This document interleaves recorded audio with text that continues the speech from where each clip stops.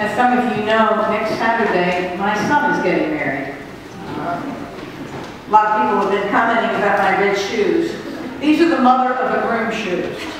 So I've been wearing them for the last month, just so that they're more comfortable. We got a while to go before my red shoes are comfortable. But anyway, you know, as my son goes down the aisle, I've been thinking about the last 29 years of his life. Now, 29 years ago, actually last week, when the doctor handed me this tiny, tiny little baby, and I looked at him and I thought, my life is never going to be the same again. I had no idea, really, how this little man was going to transform my life.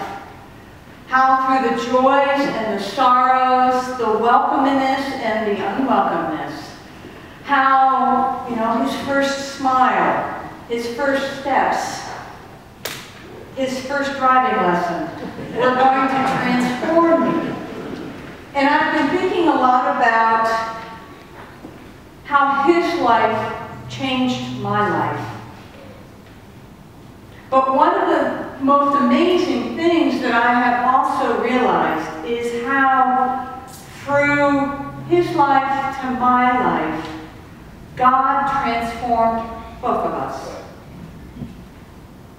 You know, as a mother, I can say, well, I learned to go without sleep at night, in both when he was an infant and both when he was a teenager. I can say that, you know, my life has been when I had nothing left to give and he asked for more. I can say, yes, I did this. But when I invite God into that review, it's almost like a Ken Burns documentary, because I can hear God's voice say to me, do you remember when you had nothing left to give and he asked for more? Where do you think you got that? From God. And as I review the many, many times that I noticed God was present in my life, I recognized that it wasn't me that was transformed. It wasn't me who transformed myself, but it was God who transformed me. That I can say in the last 29 years, I have transformed from this very immature, self-centered young woman who gave birth to this beautiful baby into the mother and the best mother he's ever going to have. There was a time when he was about 2 months old, New Year's Eve, and he couldn't breathe. And so we called a pediatrician and off we raced to the emergency room because he had croup. Did I feel God's presence then? No. I was just desperately trying to make sure that he took that next breath. But in hindsight, I see that God had literally put me in the cleft of that cliff, hold me there with God's hand as God walked by, walked with us to the emergency room. And it was only in hindsight could I see God's glory. Could I see God in hindsight, the back of God, in essence. Because that's really what Moses and this story means to us. Is that frequently we don't feel God present in the present. But we see God when we turn around and look and we say, God was there and God was there. And that is the glory of God in my life, but only in the past. The more we can look to the past. I'm talking to Episcopalians, we like to look in the past. But the more we can see how God was present in our lives, our lives. It adds to the resilience that we have now. The more we feel now is the more we'll see God present, especially leading us into the future. Because that's what Moses did. And that's what God did for Moses. Through that experience, through God literally holding Moses as he clung to that cliff, through that chaos, through that windstorm, through the lightning, through the storm, and then, all of a sudden, Moses turned and saw God from the back and said, yes, truly, God is there, is here now, and will be with us as we go through the wilderness. This gospel lesson is basically render unto Caesar what is Caesar, what is God's to God. I know what I need to render unto Caesar. I know my taxes. I made sure that my children, my sons, signed up for the draft. My husband served in Vietnam. That is Caesar's. But what does it mean to give to God what is God's?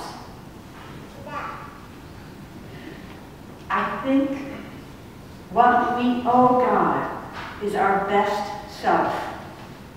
The self that God intended us to be. And by noticing where God is present and that transformingness of that experience, we do offer God our best self.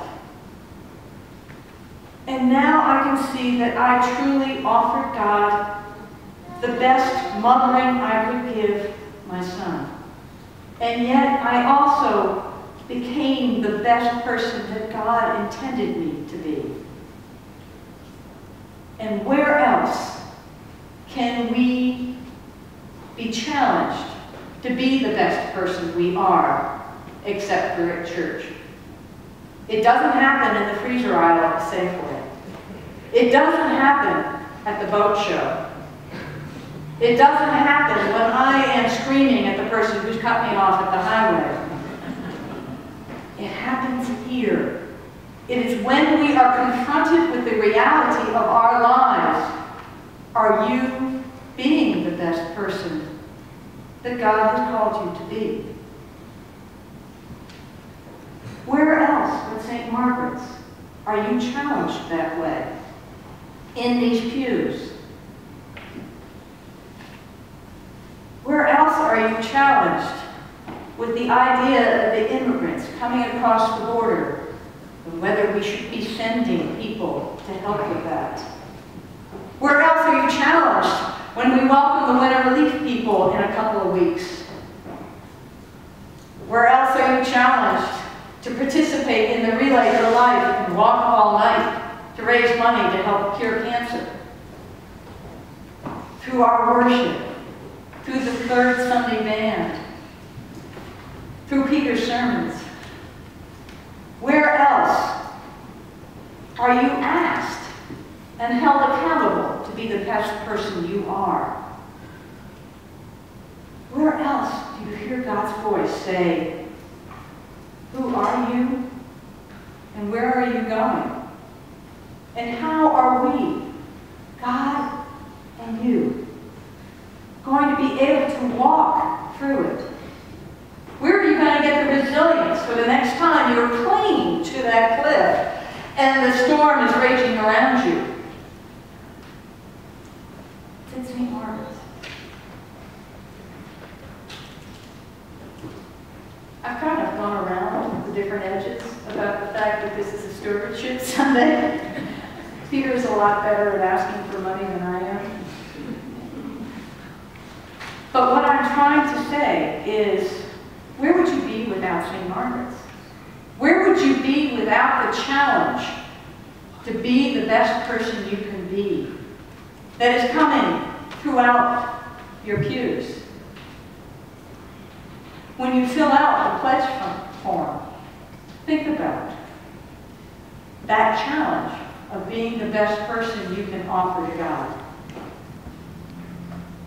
I know the next weekend, when my son walks down, well, when he comes off the edge, and his father and I walk down the aisle, he in my little red shoes, I'm hoping that I will bring the best person I can to that service. Like I hope I brought the best mother to mothering him. Amen. Amen.